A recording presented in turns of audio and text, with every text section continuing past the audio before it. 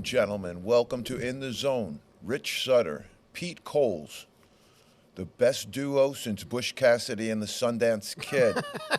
Since Newman and Redford, folks, we got it, the 1-2 punch here, and we are going to bring it to you for 1 straight hour today. We've got a lot popping in the basketball world, and that's what we do in the Zone. We're hoop junkies. We analyze. We go through a lot of what's said on social media. We do our own conclusions. We draw our own, the best we can do. And right now, we're approaching somewhere, either we've passed it or we're going to pass it soon. I think we've passed it already, but I think we've gone past it as a 1-year anniversary for In the Zone. We may have to go back and do a retro and celebrate the 1-year anniversary of the show, which is unbelievable. Today, I wanted to lead off. We do get some great comments from the people who watch the show. And one of the comments is that I should wear more green. And there is no green on In the Zone, folks. Can we show them why? The room is green. The room is completely green. This is why we don't wear green. Yes. Just wanted to let everybody know, and thank you for the comments about me wearing green. But there was another comment that I should stop wearing my transgender colors. And so here I am with the best representation of that rainbow that I could find today in my closet. Right back at you, baby. We're going to keep doing what we're doing. Okay. We're off to feed 'em fish, Pete. Love to start the show that way. A little bit of a laugh, a little bit of fun. But we're in a big, big hunt right now. In NBA basketball, we have, I don't even know where to start because there's just been so much going on locally that we have to report on. In the playoff scenario, might as well just jump into it right now. Last night, the Heat came in to Boston Garden and absolutely gave the Boston Celtics a basketball clinic. This is the same thing that happened last year, and I know Celtic land is really, really, really in tumult right now. The Heat came in and gave it to the Celtics, beat them on Boston Garden floor by 10 points last night to even the series at 1-1. This makes it unbelievably intriguing, makes it something that really, really people didn't think without Jimmy Butler, the Heat would be able to compete at this level. But when you get Spoelstra, rally the troops. We've talked about this when you get Spoelstra in a series, and they got a bunch of West 4th Street guys on that team that all know their role and know exactly what they're supposed to do. Yeah. Product comes out pretty good. And right now the Celtics are tied 1-1 in that series. That will turn out to be a great series from what I'm looking at right now. 2 teams that are really going at it. And I think that there's going to be a lot of heat on the Celtic coaching staff to get this thing right very, very soon. Game 2, or Series 2, as we allude to, is the Knicks and the 76ers, which has been a very, very good series so far. The Celtics and the Heat has been a really, really good series so far as well. But I don't think people expected that. I don't think people thought this was going to be some kind of really, really tight series like it looks like it's going to be. The Celtics were, I think, hopeful that you get a little bit of a bump in that first round because they're the number 1 seed, but it didn't turn out that way. They're going to have to up their game. They're going to have to play good basketball the way through. The Knicks, they're just carried by Brunson right now. And they are doing really, really good stuff on the defensive end as well, too. The team is committed to some defense. 76ers present a lot of problems for them, especially with the matchup with Joel Embiid. And Tyrese Maxey has really elevated his game into elite player level status right now, I believe. And he's having a great, great playoff series, although the 76ers are down 2-0. When you look at their scoreboard, it's a lot like looking at the Dallas Mavericks scoreboard. When you look at their box score, they have 2 players that are playing at an incredibly high level right now, in elite level, both scoring 30 points a game, rebounding, assisting, doing great stuff. And we're going to talk in depth about the playoffs and who's been starring in this playoff. But for right now, the 76ers, only with that 1-2 punch, and it seems like they're, it'll be interesting to see what happens when the series returns to Philadelphia. Both of those opening games were in New York. Interested to see what happens with that going to back to Philadelphia. But the Knicks did hold court 2-0 New York right there in that series. Moving on to the third one, the Bucks and the Pacers. The Bucks came out in game one and looked really, really convincing. They looked really, really good. And when game two came, they were only a 1-point favorite in the game. And I thought, wow, these guys in Vegas, they know something. And the Pacers came back in game two, and Pascal Siakam had a monster game. In game two, they evened the series against the Bucks. Now heading back to Indiana. If they can win two in Indiana, it's really going to put the heat on the Bucks, really going to put the heat on that team to produce and play well. And they have not been playing well as they ended and concluded the season. And they came into the series and had a really good game one. But game two belonged to Indiana, and you have a split series over there, 1-1 as well. Cavaliers and the Magic. We expected that to be a pretty good series. I thought it would be pretty evenly matched. Right now, Cleveland at home held court. Donovan Mitchell is by far the best player in the series. And that's what happens in the playoffs sometimes. We'll talk about it with the Minnesota Timberwolves, a little more balanced, but Donovan Mitchell is just an elite player, rising in the NBA as one of the great players in the NBA, in my estimation, certainly. And he's controlling that series right now. Paolo Banchero is playing well for Orlando, but they do not have the answer right now for Donovan Mitchell, and it shows. And Cavs are up 2-0 in that series. Cavs had a very good year, and they have a good balance. They have a good an understanding of who their alpha dog is, and that's Donovan. So I think they're good. They could present some problems for people, especially in the playoffs, like the Heat. When you get that one guy who's cooking, everybody else can just kind of cook around him, let him cook, as they say. Right now, Cleveland's got to let him cook and go, and we'll see what happens. Right now, it doesn't appear to me that the Magic have the answer for him. And what I mean by that is, even on his misses, he's getting wide open good looks. He's able to create his shot at any time. His athleticism is incredible. His ability to shoot the ball and take the ball to the basket presents problems for defenders because they don't know what's coming. If it's a three-baller that you're covering, you know it's coming. You can crowd him and you can get away with it. If it's somebody who brings the ball down and takes it to the rim all the time, you know. When a player possesses both of those attributes, possesses both of those strengths, becomes a much different component in terms of trying to defend them. But right now, the Magic will go home to Orlando and try and even things up there as well. Right now, into the Western Conference, I'd say the Western Conference has been exciting so far. It's been very, very exciting so far. And there's reasons for that. They got some great star players over there. The Thunder, who took the number one seed, surprising everyone in the world. No question about that. Denver Nuggets and even the Lakers and the Warriors and some other teams were favored to be up there. But the Oklahoma City Thunder have been the real surprise of the league this year, playing great basketball. Chet Holmgren and Shai Gilgeous-Alexander forming a really, really nice 1-2 punch. But they have some other pieces there. Right now, they're up on the Pelicans 2-0. The Pelicans survived the play-in game. They are without Zion Williamson right now. But according to Zion himself, it's not out of the realm that he could return to the series and get back. I think it might be too late if he does because he's got a hamstring injury. I don't know how long that's going to take, but right now they're down 2-0. If you don't hustle up, it's going to be over. All right, we got the Nuggets and the Lakers, two really, really good teams going at it. The Lakers have played at a high level. Anthony Davis and LeBron.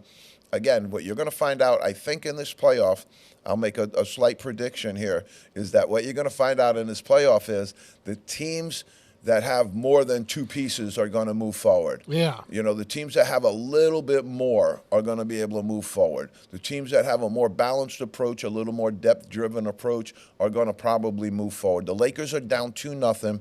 LeBron James has been sensational. Anthony Davis has been sensational. But the Nuggets have more pieces. They got Joker, and he's unbelievable.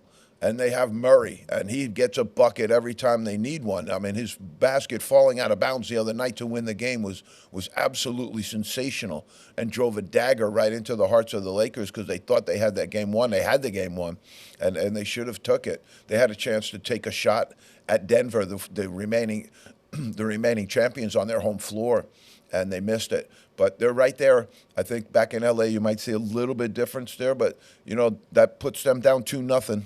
Puts them down 2-0. The Nuggets, I thought, handled them a little better in game one. The Nuggets handled them better in game one. They just have a lot of people on that Nuggets team. They have a lot of people on that Nuggets team, and they're very, very well coached. I think that's going to be a component of what happens here as well moving forward.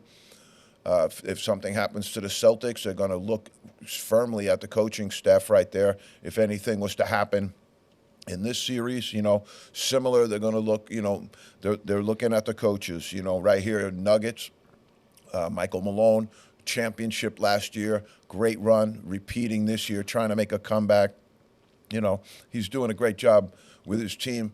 I don't know that the Lakers are as well coached, and I think that could remain to be an issue as we move forward. When you have Spoelstra up against Mazzulla, the experience factor Mazzulla doesn't have, and Spoelstra has all that experience. Spoelstra's been in series before. He started out in this league as a Joe Mazzulla years ago and grew and became one of the elite coaches in the game. And right now, Joe Mazzulla is trying to become a little bit like that, but he's certainly in the beginning stages of his coaching career, and that can show sometimes. And so now you got the Wolves and the Suns. This has been another really good series if you've been watching it. It's been some great back and forth between Kevin Durant and Anthony Edwards. Anthony Edwards, the young, up-and-coming superstar. He reminds me more than anybody of Michael Jordan right now. Wow. He is really, really, he's not Michael Jordan, especially with his decision-making process right now, but he athletically just reminds me a lot of Michael Jordan. The way he moves, all those different things that Jordan used to do with his athleticism, with his ability to float and do all those things. Anthony Edwards possesses a lot of those things as well, and he's really, really carried this Minnesota Timberwolves team right now. They're up 2-0 on the Suns. Bradley Beal has been back, but what I have alluded to a lot with the Suns this year has really come to bear. They have Nurkic up front, and they have some other players up front. But they had a trade where they brought over Bradley Beal. He was hurt a lot. He's playing now, but it's not the real fluid continuity that I think they had hoped for offensively. I think the Clippers, it's interesting because there was a lot of heat on James Harden and some of that other stuff. I think the Clippers have more fluidity and continuity in their offense right now than the Suns do. And I'm not blaming Bradley Beal, but I just think the trade was not a good one because it hurt them up front. You should try and have trades that help your team, completely. That's not always possible, but at least come 50-50. I think they got beat up bad in that trade. I really do. And it's starting to show now. The Wolves are up 2-0. Go back to Phoenix, but Phoenix hasn't looked great, and the Wolves look very, very good. They have some very nice young players. Jaden McDaniel, we'll talk about him. Anthony Edwards had a decent game in Game 2, but in Game 2, Jaden McDaniel had a monster game, and the Suns just don't have the answer for all that youth that the Timberwolves are throwing at them. And they got Karl Anthony Towns out there, and he's a little bit of a veteran. The big cat, he can hit some big shots and stretch your defense. That gives Edwards and McDaniel that room. And the last series that we have is with the Clippers and the Mavs, and they're tied 1-1. Big comeback by the Mavericks. The Clippers manhandled them in Game 1. And I thought, wow. When I saw that game, I was like, the Clippers might get all the way through the Western Conference if they continue to play like this. Kudos and credo to the Mavericks. Came back in Game 2 and played really, really intensely on the defensive end, like they wanted the game, got after it, and put in a great, great performance and came back up and even that series, and that's huge. Anybody who gets a clip on somebody on their home floor, you have a really decent chance to survive. If you don't get a clip in that first series of games on that home floor, if you come away 0-2, more likely than not, you're usually going to face defeat. If you can get that one clip in that first series, it really, really helps. It's a psychological advantage. 100%. That's what it is all the way. 100% psychological, because you've shown them that you can beat them with their crowd cheering for them. Yep. And when you come back to your place they're going to try and do the same thing. But you have the ability to hold then. Then the series is in your control. And that's where you want to be as a team. You want to have it in your control. All right, so let's just talk briefly about some of the stars that have been in the playoffs right now. Anthony Edwards from the Timberwolves, we mentioned him. He is absolutely one of the top young players in the game right now. I would say him and Shai Gilgeous-Alexander, both in the Western Conference, right now excite me the most as two really young, up-and-coming players. I was a big John Morant fan. I hope that he makes it back next year. That triumvirate of young talent is going to bolster the NBA. It's going to hold the NBA together for a long time because you got some guys that are now entering into the final stages. They're on the back nine. You got Kevin Durant. You got LeBron James. You got Anthony Davis. You have Steph Curry, who's a little bit on the fringe right there, but they're on the way out. They never last forever. They're the OG. They're on the way. They're Yeah. the OGs. They're the gangsters on the way out the door and have represented the game in unbelievable fashion. I just mentioned some Hall of Famers. Yeah. Now you got some guys that are in the middle, like now even with Tatum and Brown, they're a little bit into the middle because of their level of experience, although age-wise they're still pretty young, but they're playing a ton of games. Porzingis you could throw into that mix. But this young group right here of players is very, very exciting coming up. And it's going to be interesting to watch how this whole thing takes place because what you're watching right now is the youth movement's taking it. Phoenix has a veteran team. They're down 0-2. The Lakers have a veteran team. They're down 0-2. And the teams, that are beating them are the younger teams. The Thunder up on the Pelicans 2-0. Nobody really thought the Thunder was going to be what they are. And so I think it's great. I think it's awesome for the NBA. So Anthony Edwards, you got Jaden McDaniel. I mentioned him the other night. He came out with 25 points against the team, and that's when, they needed him because Edwards and some of the other guys didn't have a great game. Jason Tatum from the Celtics has been playing well. He had a really good game 1, where he had 23, 10, and 10. He had a triple-double. Game 2, I don't think they got off to quite the start. I watched it last night. The game was tight right from the very beginning, and they played from behind most of the night. And so that's a little bit. They were in a dogfight, and they were behind a good bit, and that's where they seem to struggle a little bit. And that happens with some teams when you have a situation where they don't have a veteran coach who can pull them out of some of those doldrums right there, and that's what I think was necessary. You have Ivica Zubac from the Clippers playing great. He had 20 and 15 in game 1. 15 rebounds right there, doing a really, really good job. Luka and Kyrie, this is what I've been talking about as far as a tandem, a dynamic duo. They've been putting up some unbelievable numbers. 33, 13, and 6 for Luka. 31, 4, and 7 for Kyrie. Wow. When you add it all together, it's 64, 17, and 18 out of 97, 41, 14. Did Kyrie finally learn how to be a team player? He's in the new lead guard component. We had a conversation a little while back how a lot of the positions in the NBA have shifted. Where you used to have a lead guard who was a passer, was getting into assists. Now the lead guards in the NBA, so many of them, Trae Young from the Hawks, Kyrie Irving. This is that middle ground group that I'm talking about too. Kyrie certainly fits into that. Yeah, sure. And they're more of in that lead guard mentality where I'm going to shoot the ball. I'm going to score the ball because I can, and I can do good things. But it does disrupt. It is a little bit disruptive at times, as I see, especially difficult to run your coaching schemes that way as well because he's bringing the ball up. And when he's shooting it, that means nobody else is touching it. And so that's a little bit of something that, with me as a coach, we like to try and – I like an old throwback point guard myself personally that can score. That you don't want a guy that can't score. But you want a player that's unselfish enough to run the team, and that way he'll score last. I always equate it to like somebody who's a mom. She cooks dinner for everybody else. Everybody else eats. Mom always sits down last and eats last because she cooks dinner for everybody else. That's how I see the point guard. So many people benefited from having great moms who ate last, and I think that's necessary in a basketball formula as well. Somebody has to eat last. All right, so Pascal Siakam, unbelievable, 37, 11, and 6. He had a great, great game. The Pacers, I wanted to mention this because I love good passing. The Pacers had 38 assists 38 assists in a playoff game. Unbelievable. In game 2, that's the game they won. And so, message to all the young players out there, to all the young coaches out there, when that ball moves, your offense is better. When that ball moves, it picks up a certain vibration and rhythm. When one person holds on to it, you get a clog. Yeah. You need Drano. You need offensive Drano them.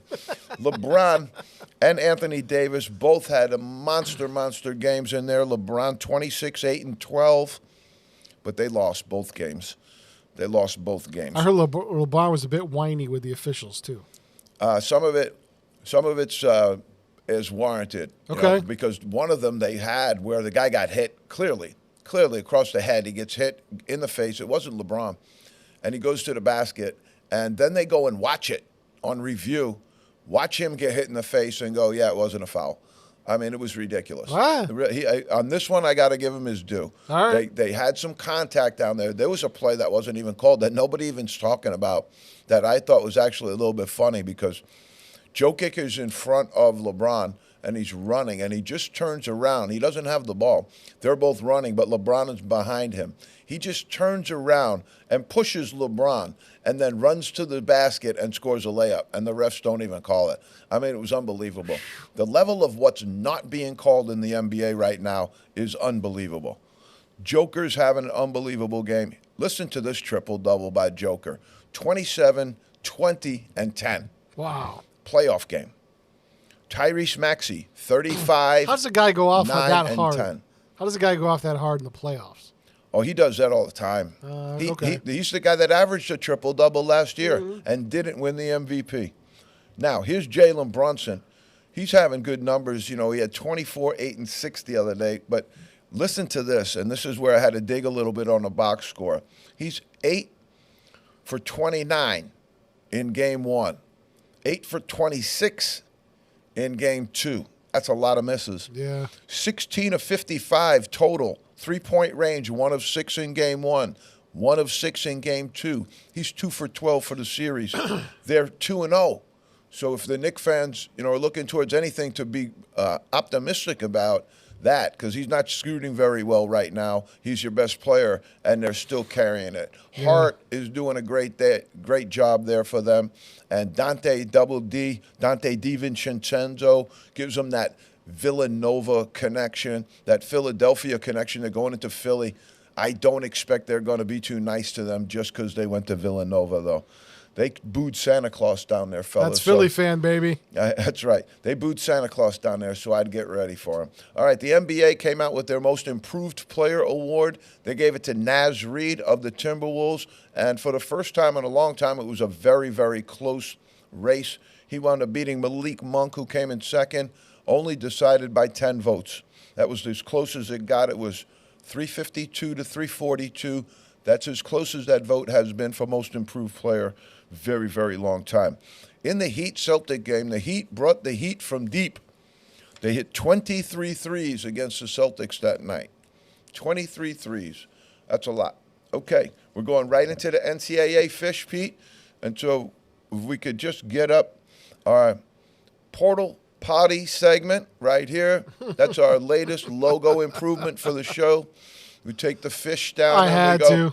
We go right to the portal potty segment, and it's unbelievable that we now have 1,725 players and counting. It does not close until May 1st. The portal will not close until May 1st.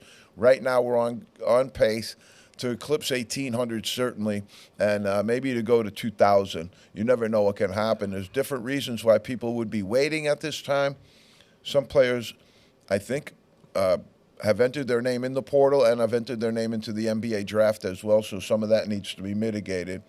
What we're finding out about the portal potty is no program is immune. The Duke Blue Devils, one of the blue bloods, is absolutely getting ravaged right now. It's 8 players of their roster in the portal. It's going to be really difficult, fellas, to keep this rolling for all of these teams. Right now, you're going to see major, major tumult. You have teams that had no players on their roster. And as they go on Twitter, they go, okay, only 9 more to go. Here we go. We're down to 6 more to go, 3 more to go. It's unbelievable. It's the seedy underside, number 46 of this thing. So we have, 45 different seedy undersides to this thing. For That's- seedy underside number 46, this is a new way for coaches, which used to be a little bit, it was a little bit not really thought of as well. Now coaches can just run anybody they want out and say, oh, he threw his name in the portal, there he goes. I mean, if you got a guy with a gun to his head and he's writing his name down for the portal, I don't consider that to be the same thing as somebody who's transferring out. So it now creates a situation where coaches who don't have to stand by the mistakes that they made can now tell players that they had scholarship before, hey, it's not working out, got to go. And if some of these young men come in on NIL deals, and they're paid high amounts of money, they're going to find out that if they want to stay at that program, they're probably going to have a new deal if they don't perform, if they don't play well. There's a lot of shady stuff going on out here. College sports is grinding with the academia world as well, too. So let's assume that you have a player, and this is an assumption for sure. I'm going to laugh when I say this. But you have a player that's been in 4 schools in 4 years. That's already occurred. Now, let's assume that that player picks up 30 credits each year at each school that they're at. So you go 30, 30, 30, and 30. Now they make the number. But what they're finding out, a lot of these coaches, is that these schools have admission requirements about how many credits they will accept in order to issue a diploma. And so, are you accepting 90? What school out there is accepting 90? There are some, I'm sure, but the threshold for that's a lot lower at most colleges. You can be sure of that. To accept credits and then grant a degree and a diploma with only 1 year of attendance is unheard of in the world of academia. So right now you have this portal. You have all of this stuff, and it is absolutely grinding up against the world of academia. The NCAA throwing up its hands again, says anywhere, anytime, you can transfer, you can do anything you want.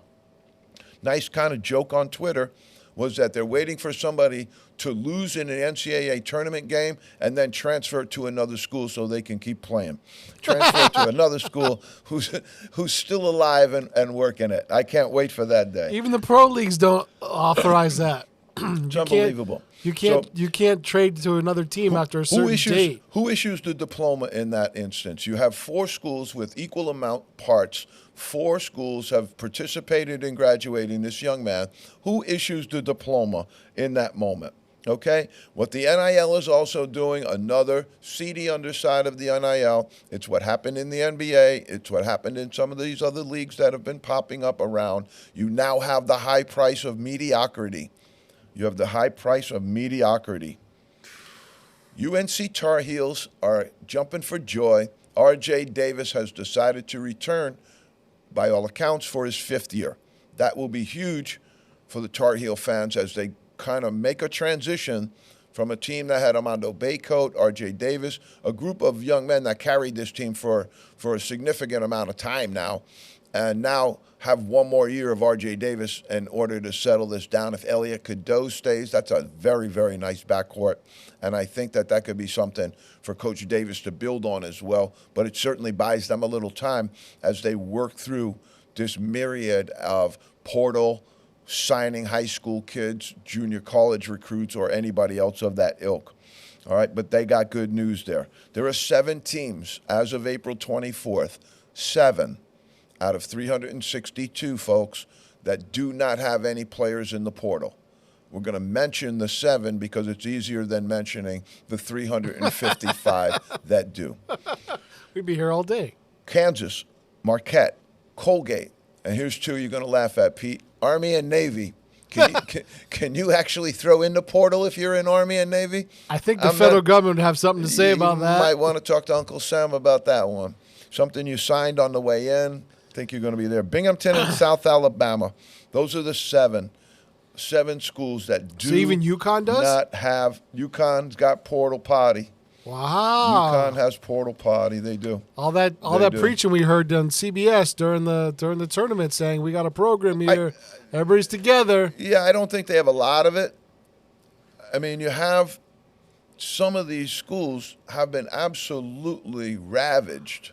When I said Oh yeah. no players left, I wasn't being facetious. Iona, who's a really reputable school, a very good basketball program, high levels of success all over the place. They were ravaged. No players left. And it's obvious to me also that this is big eating little, and I don't like that. This is big eating little. And again, there's a lure of money, so that's what players are looking for. They're looking for a better deal, and I don't think anybody questions them for that. But what's happened is there's just complete loss of any kind of consistent thread which makes this thing tie together. There's been a complete loss of that. And right now, the rosters, the guys going that put together these crazy, way too early top 25 for next year. Who's going to be in the top 25 next year? I'll think about that after the summer, maybe. We've said this a couple times. How? Right. They're changing their players, they're changing their positions right now, like where you would say, okay, Sutter, put together a top 25 for us and let it sit through the summer and see what happens. Right now, you put together your top 25 and you let it marinate in the stew. And then, oh my God, they just picked up this guy. Oh my God, they just picked up this guy. Uh-oh, they lost this guy. He's going somewhere else. Oh my God, he's going to somebody we had as number 5. They just lost 2 guys, and they're both going to somebody we had as number 9. Well, better move them up. They're moving these teams by the hour. They're moving these teams in the moment. And as I said, it's been good social media-wise, I guess. Good Lord. But good golly, Miss Molly, as they say. All right. I wanted to also just briefly talk, excuse me, 2 things before we close here. Wanted to get into. There was a nice article that was printed, and they talked about the top 50 college players of all time, which is really a task. That's an undertaking. I might try and put together a top 25 of my own at some point, but we're going to go through their top 25, but also wanted to make mention of 2 Springsteen concerts that I saw just recently. Mohegan Sun, terrific place to watch a show. It's a comforting confine, as they say. 10,000 seats. Yep. The sound is good. Nice arena. And a very, very nice arena. We had good seats. We were sitting on the floor. Springsteen came off the stage a couple of times, came close to us. The show was very, very good. I would rate it, as a good show comparatively. I would like to see different set lists than the one that they're using right now, personally, but that's just me because I'm a little old school when it comes to that. But then when I watched them in Mohegan, it was striking to me that none of us are any younger than we used to be. And with myself, moving around for that period of time, getting pumped up about the concert and everything, I could sit there and feel like, wow, and then try and imagine how he feels every single night, being in a different city, blowing this thing out, and he's 10 years older than me. And so I was really kind of sitting there almost in amazement, but I thought, at a Mohegan Sun, I was like, wow, this is going to be, something that's not going to go on forever. Nobody thinks it will. But are we closer to the end than we, think? And I pray that we're not. But then I went out to Albany. I met up with some friends from New York. We went to Albany, and we stayed over the night, so there was no worry about getting out of there and none of that stuff. So it's a great way to go to the concert is to only know you got to walk back to your hotel right after the show. So it's going to be nice. And so we had everything set up. We were in there nice and early. We go into Albany, and of course, I don't have a ticket when we get to Albany, and I'm just going to buy one on the street. They both had tickets, and they're in section 115. So I walk around the street for a little while. My friend's all nervous. I'm not going to find a ticket. Boom, boom, boom. I wind up finding one in 115, 2 rows better than them, which was unbelievable. It was a miracle. Came off the street, and it was unbelievable. But the Albany show, Pete, was ridiculous. It was like, wow, they came out. Somebody must have said something to them because there was a complete different energy about that Albany show. He came out and absolutely smoked that place. And the show wasn't as long as they normally are, but the energy level that night was unbelievable. It left me optimistic.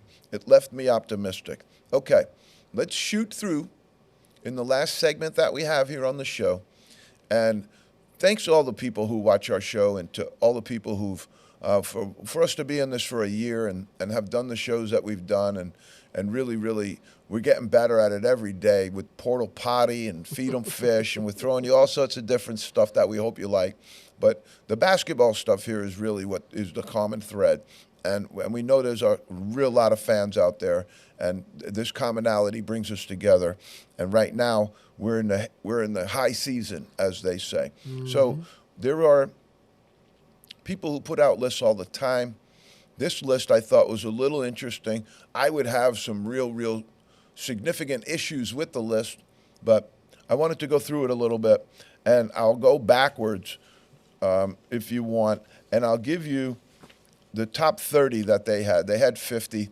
I don't think we'll make it through 50, but we'll start at 30, and we'll go from there, and we'll move them backwards, okay? So at 30, they have Larry Johnson from University of Nevada, Las Vegas. Okay. I would probably have Larry Johnson a little higher than 30 because he had a monster career at Las Vegas, including a national championship. I was at the game, actually, when they lost to Duke, not national championship, but had a really good run. I probably would move him up a little bit, 30. But Larry Johnson, great player. I can look down on this list. I started at 30. I just want to show you how deep this list is, how wildly hard it is to put something like this together. Hakeem Olajuwon is 31. Hakeem Olajuwon's lower than Larry Johnson. I don't know about that. Hakeem Olajuwon did play on a loaded, great team, that Phi Slamma Jamma team. But he was amazing. 29, Calvin Murphy. Okay, Pete, I'm going to have to say this. Not going to be comfortable. But as a St. Bonaventure fan, we usually don't utter such slander and such terrible words. Niagara. He's from Niagara University. We generally don't bring up Canisius in common polite conversation, and we generally don't mention Niagara. Calvin Murphy was 5'9", and he jumped on the back of Wilt Chamberlain one time to have a fight. So that'll tell you a little bit about Calvin Murphy. He was tough, pound for pound, one of the probably strongest gentlemen to play in the NBA. And also, go look at his free throw percentage over the time. He shot somewhere in the 90 percentile in his career. He was an unbelievable free throw shooter. 28, Mr. Bill Bradley, Senator Bill Bradley, went to Princeton, a tremendous college career, put up a boatload of points at Princeton. They had great national success when he was there. He also had a very good pro career.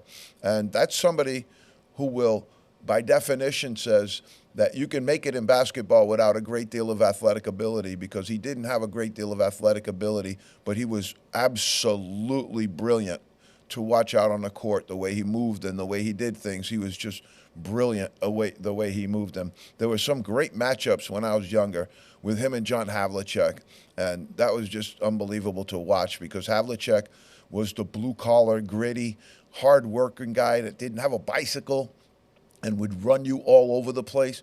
And then there was Bill Bradley, the Rhodes Scholar, who was going to try and outsmart you and bring you something that way. 27, this is an old school name, Bob Kurland, played at Oklahoma State. Back when Oklahoma State was like Oklahoma A&M. It was way back in the day. 7-footer, had an unbelievable college career. While we're on 7-footers, 26, big Ralph Sampson, 7'4", a similar frame to Zach Edey. He was a little bit on the thin side, but as I've told some of our watch fans before, some of our great fans, I actually witnessed Ralph Sampson curl 90 pounds in each hand. So as much as he was 7'4" and rail thin, he was strong, very strong. I have never seen anybody do that in my life, and haven't seen it since.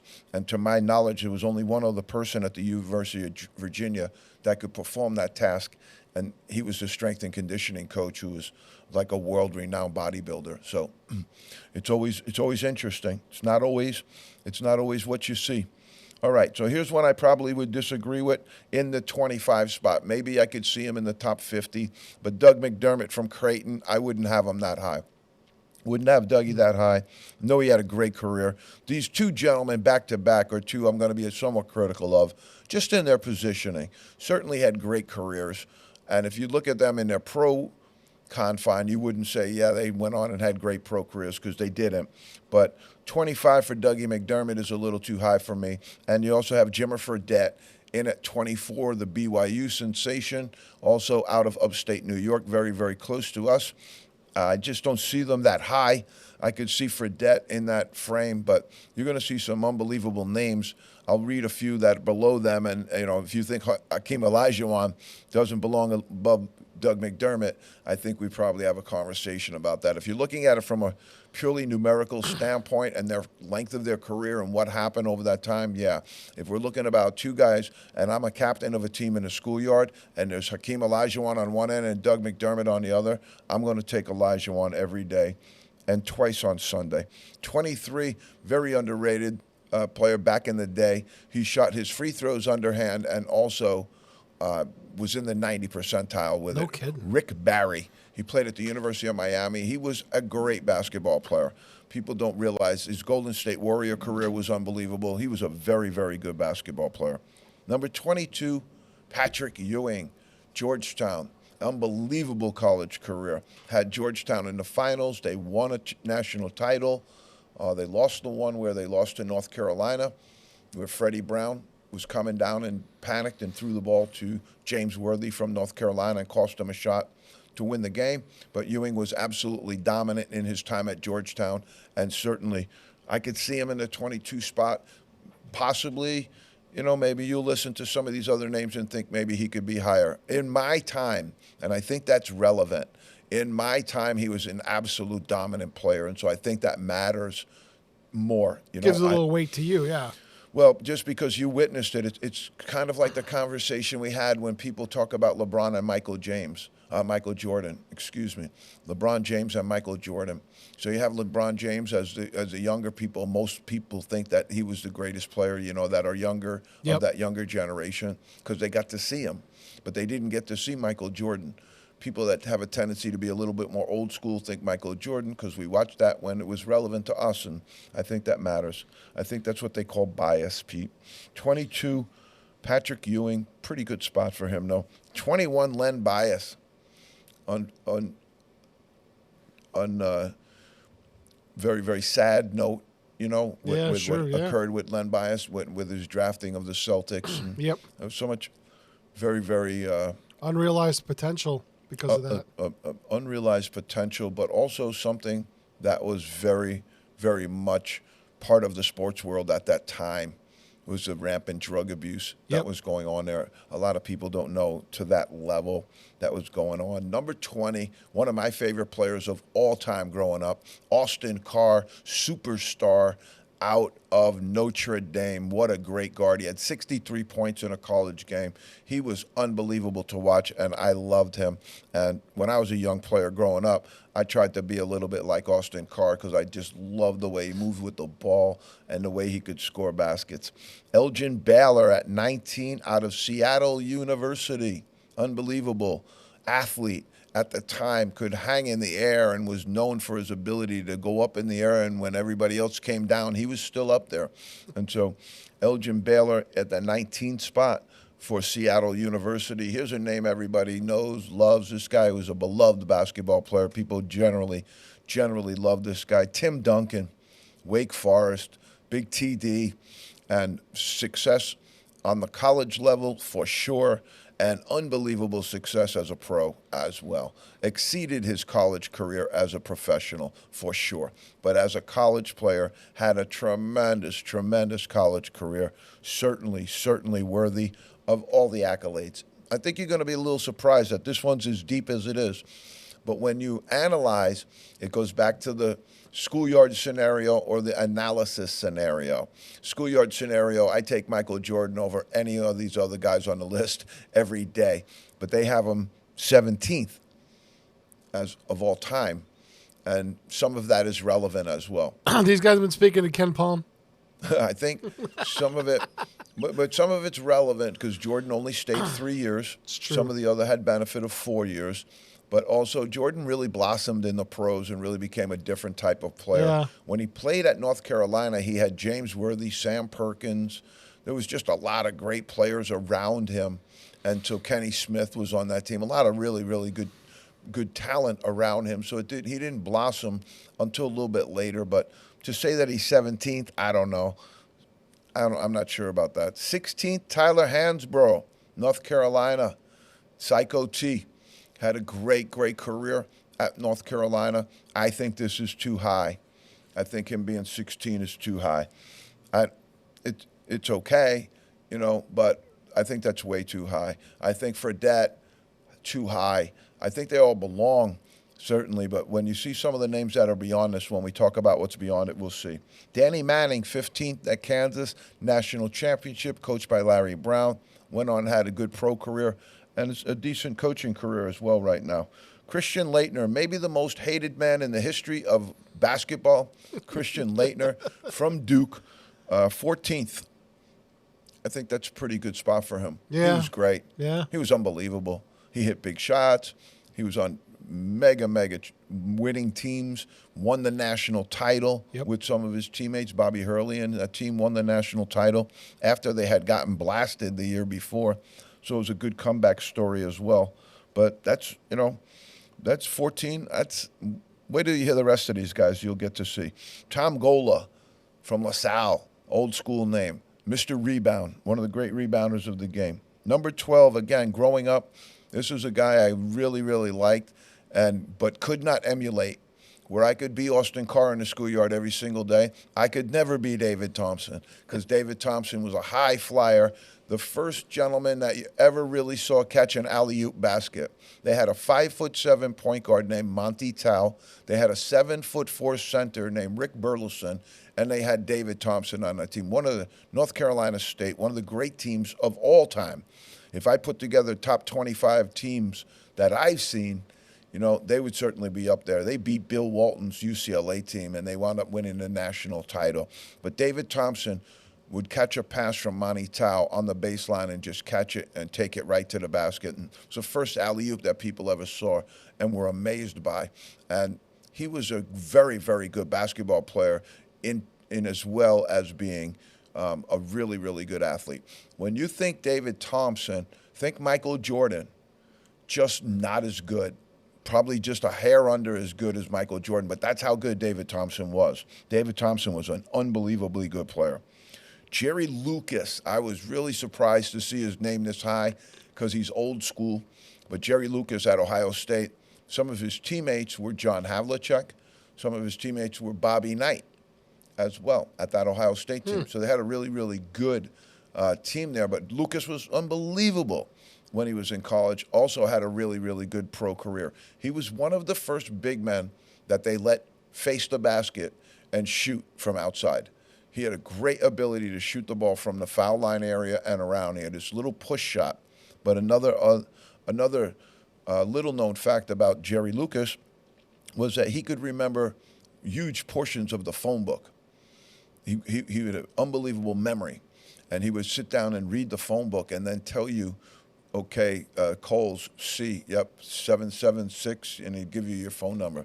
Had unbelievable retention abilities and really, really good basketball player. Number 10, first college basketball game I ever saw, Elvin Hayes against what was then, I don't know when it changed, Lou Alcindor, Kareem Abdul-Jabbar.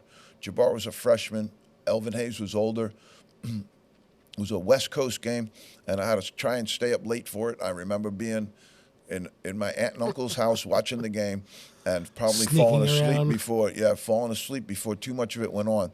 But Elvin Hayes, unbelievably great college player, went on to have an unbelievable NBA career as well. Go look at some of his numbers in the NBA, and you'd be surprised. Now, when you get to this top group right here, it's ridiculous. Number 9, Magic Johnson, Michigan State, absolutely revolutionized the NBA and was a tremendous, tremendous college player with a player named Greg Kelsey, went and won the national title with Michigan State, defeating Larry Bird's Indiana State team. People look back at that as one of the best Final Fours of all time. And if you look back, it didn't have blue bloods, really, because Michigan State hadn't become the basketball program that it was under Coach Heathcote, although they were very, very well known and thought of. Izzo has really taken that to the next level. And Indiana State in the Final Four, come on. That's not exactly the blue bloods right there, but people look fondly on that as one of the greatest Final Fours of all time. Just goes to show you, it's not always about the blue bloods. All right, number 9, Larry Bird, Indiana State. What a college career he had. Bounced around a little bit at the beginning of it. Started off at Indiana, where Bobby Knight was the coach. Left, didn't like the size of it. Went home, wasn't going to go back to college. Got talked into going to Indiana State, and the rest is history. Unbelievable college and pro career in the zone. Thinks of Larry Bird as the best basketball player of all time. Wilt Chamberlain, number 7. This was kind of low because this player is so dominant. So dominant. If they change rules for you, you know you're dominant. Right. If they change rules while you're out in the game and say, well, you can't do this anymore because it's unfair to everybody else, you know you were dominant. Wilt Chamberlain had rules changed for him, and what a great, great college and pro career he had. I would say he's probably a little bit higher. I don't think Chamberlain gets a lot of respect. I really don't. I don't think Chamberlain gets a ton of respect. All right, so now you got Jerry West, number 6, out of West Virginia. What a college career he had. Went on and had an amazing career with the Lakers as well. Climbing to Oscar Robertson from Cincinnati. We told you one time on this show that Oscar Robertson had more points than the entire Seton Hall team. They had a game against Cincinnati and Seton Hall, and Oscar Robertson outscored the entire team. Number 4, the big hippie, Bill Walton, UCLA. Incredible, incredible career. The only blemish on Walton's career, the only blemish on it, was the loss that came at the end when they lost to NC State. David Thompson, Monty Tao, and Burleson. That was the only blemish on their career. Go back and look at Walton's career. He's one of the all-time greats, absolutely, for sure. And then we got Bill Russell, number 3, played at San Francisco. Incredible, incredible career on both sides. When you think Bill Russell, you think winner. Pete Maravich, number 2. I don't know how you put him in the 2 spot. I really, really don't. But I don't think they have the national titles under their belt and some of the other winning that was there that went along with some of these other players. But he didn't play on some of the great teams they did as well. They have Lou Alcindor, Kareem Abdul-Jabbar from UCLA as number 1. So that's a good list. That's a good list. I think it's, you move some of this stuff around here, there, and everywhere, and I'll give you a couple of names that aren't on that top 30, and you'd think, okay, maybe they belong there. How about David Robinson, the big admiral? Yeah. Would you move him? I think you probably would. You probably bounce him up just a little bit. George Mikan, one of the great players of all time at DePaul. You probably might move him as well. Bob Cousy is 34th. Bob Cousy from Holy Cross, one of the great college and pro players of all time. But that just shows you the depth of this list. Dan Issel was at Kentucky. Believe me, he belongs in the top 25. Believe me, Dan Issel belongs in the top 25. Chris Mullen from St. John's. He's at 36 on this list. Not bad. Bobby Hurley, 37th from Duke. I don't know that I would have Bobby Hurley on this list. I really don't. I think he was a good player, had a great time, and was at Duke and all that stuff, but I just don't know that I would have him here, especially over some of the other players. Here's Darrell Griffith. I'll tell you one thing, Pete. If you got a good nickname, you know you belong in the top 50. How about Dr. Duncanstein? Is that a good nickname? Yeah, you that's better pretty believe it. Darrell Griffith, 38th. That's criminal. That's criminal. He belongs much higher than that. Dr. Duncanstein. Do you got a better nickname than that? I don't think so. Okay, Shane Battier from Duke, another Duke apologist from this article I see. They love Duke, and so I don't think Shane Battier belongs on this list either. Steve Alford from Indiana, yeah, I guess so. It's just, he had a great career, but there's just so many other guys. Pearl Washington way, way above any. I would have Pro Washington way, way above Bobby Hurley, no question. They have Bobby Hurley at 37. They have Pro Washington at 41. No way. Artis Gilmore, the big Artis Gilmore, played with a Twin Towers matchup with Pembroke Burrows III, both 7-footers. That was one of the original Twin Towers that I remember. They had a guy named Mel Counts who played with Chamberlain, and Counts was his backup. And in today's day and age, Counts would be in the portal like in 2 minutes. He would have been out. He would have bounced out because he was 7 foot and he was really good. But then they played the both of them together, and that was one of the one of the original double towers that I remember. Wayman Tisdale, rest his soul, is on this list at 42. Move him up a little bit. Carmelo Anthony is at 44. I would take him off the list completely. Can't go with 1 year, despite a great year. It was an unbelievable year, but I just can't see putting somebody on a list of the top 50 players that only have 1 year. Okay, Pete, we will be not back next week. Correct. We will be on a hiatus. One week off. Enjoy your week off without us, and we will get back to you the following week. We'll have plenty of NBA stuff to get caught up on. And then, with all of my free time this week, I think I'll be able to swing into the draft and really look at that and start to get ready for that. Dig in. Start to see some of those combines and see some of that stuff and really tell you what I think. I got some good ones. That I like. But again, folks, thanks for joining us. You're the absolute best. We got the best fans in all the business. Keep liking us, keep sharing us, follow us on Twitter, follow us on Instagram. We love you. Next week, not around, but we'll see you the week after that in the zone.